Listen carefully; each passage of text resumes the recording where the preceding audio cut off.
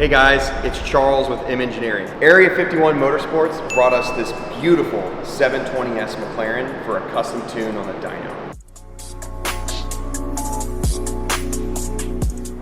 This car is equipped with a full unobtainium exhaust, 1050X injectors, our M Engineering race spec harness, and a full Pro Tune. On our mainline Pro Hub dyno, this car was able to output 788 wheel horsepower on 93 octane pump gas. On MS109, we are able to do 858 wheel horsepower.